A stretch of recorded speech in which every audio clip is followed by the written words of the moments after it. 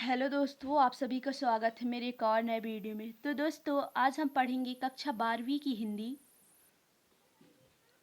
पूर्व मध्यकाल भक्तिकाल सन 1318 ईस्वी से लेकर सन 1643 ईस्वी तक माना गया है। और इसके पहले हम आदिकाल या वीर गाथा काल पढ़ा चुके हैं तथा उसकी विशेषता भी बताए हैं।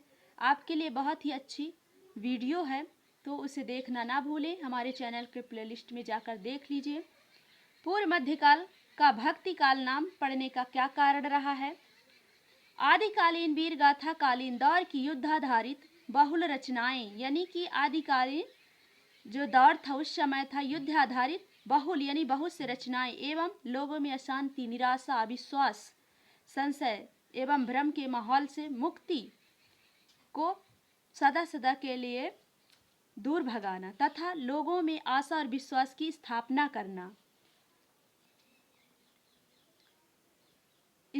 हेतु संत जो थे एवं सूफी कवियों और उनकी भक्ति से परिपूर्ण यानी भक्ति से की हुई रचनाओं की प्रभावी बहुलता, यानी कि रचनाओं के प्रभावी बहुलता यानी सब लोगों को के कारण बहुलता के कारण इस पूर्व मध्यकाल को भक्ति काल के नाम से जाना गया। भक्ति काल की विशेषताएं कौन कौन सी हैं? भक्ति काल की प्रमुख विशेषताएं निम्नलिखित हैं। नंबर 1 है भक्ति प्रधान एवं विश्व स्तरीय रचनाएं। दूसरा नंबर है सगुण एवं निर्गुण दोनों रूपों में ईश्वर की प्रभावी कल्पना एवं भक्ति। सगुण और निर्गुण दोनों के कवि हुए हैं और इनकी अलग अलग रचनाएं भी हैं।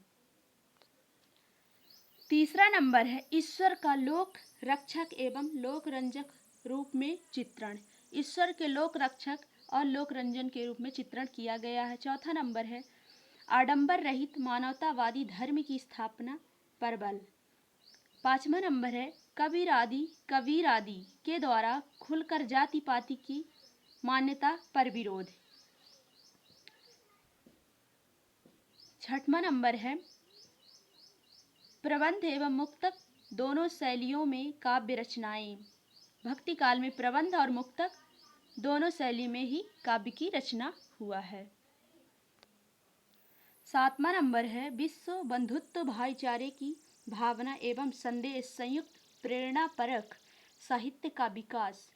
विश्व बंधुत्व सबके साथ भाईचारे की भावना तथा देश को संयुक्त प्रेरणा परक आदि पर विकास करना। आठवां नंबर है शांति रस प्रधान रचनाओं की बहुलता, अन्य रस वात्सल्य श्रृंगार आदि का साम्यक प्रयोग। नौवां नंबर है दोहा सोरठा रोला चौपाई सवैया कवित्त आदि प्रमुख छंदों से लसित रचनाएं, प्रमुख छंदों से बद्ध रचनाएं। 10वां नंबर है अवधि एवं ब्रज भाषा में काव्य रचनाएं। अवधि और ब्रज भाषा में अधिकतर काव्य की रचनाएं हुई हैं। 11वां नंबर है विभिन्न मतांतरों धर्म एवं विचार धाराओं के समन्वय सह मानवतावादी विचारों की प्रमुखता इस युग की विशिष्ट विशेषताएं हैं। इसके बाद दोस्तों विशेष है भक्ति काल को ही हिंदी साहित्य के स्वर्ण युग के रूप में अधिमान्यता है, यानी कि भक्ति काल को हिंदी साहित्य में स्वर्ण युग कहा गया है।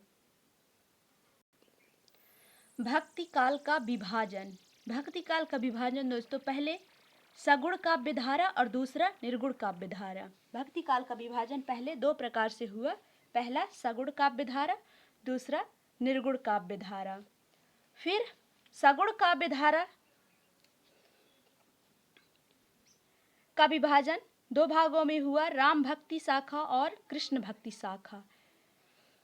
निर्गुण काव्य धारा के भी दो प्रकार से विभाजन हुआ, ज्ञान मार्गी शाखा और प्रेम मार्गी शाखा।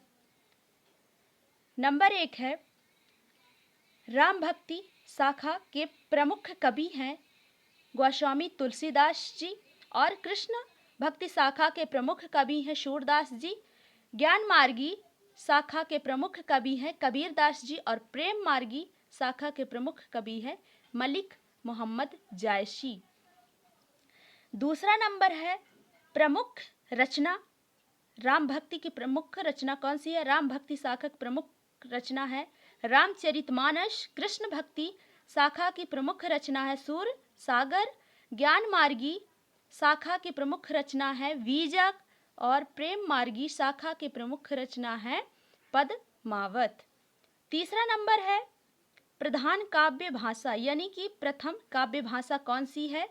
राम भक्ति शाखा की। तो राम भक्ति शाखा की प्रधान काव्य भाषा है अवधी भाषा और कृष्ण भक्ति शाखा की प्रथम काव्य भाषा है ब्रज भाषा। ज्ञान मार्गी शाखा की प्रथम काव्य भाषा साधुकड़ी और प्रेम मार्गी शाखा की प्रथम काव्य भाषा है अवधी। चौथा नंबर है प्रमुख छंद, राम भक्ति शाखा में प्रमुख छंद का प्रयोग हुआ है दोहा चौपाई सवैया। कृष्ण भक्ति शाखा में प्रमुख छंद यानी कि पद का प्रयोग हुआ है। ज्ञान मार्गी शाखा में प्रमुख छंद है दोहा, पद का प्रयोग हुआ है और प्रेम मार्गी शाखा में दोहा चौपाई। प्रेम मार्गी शाखा में प्रमुख छंद का प्रयोग हुआ है दोहा चौपाई। तथा पांचवा नंबर अन्य कवि, यानी कि अन्य कवि भी हुए हैं दोस्तों। तो सॉरी दोस्तों, यहाँ पे ये गलत हो गया है। अन्य कवि हैं दोस्तों, ये राम भक्ति शाखा के कवि हैं दोस्तों, केशव दास तथा नाभादास, ये राम भक्ति शाखा के कवि हैं। फिर कृष्ण भक्ति शाखा के कवित्री हुई हैं मीराबाई, रशखान, रहीम, ये कृष्ण भक्ति शाखा के कवि हैं। ज्ञान मार्गी शाखा के कवि रैदास और दादू, ये ज्ञान मार्गी शाखा के कवि। प्रेम मार्गी शाखा के कवि हुए हैं कुतुबन और मंझन। तो दोस्तों ये वीडियो आपको कैसा लगा, आप हमें कमेंट के माध्यम से अपना फीडबैक जरूर दें। धन्यवाद।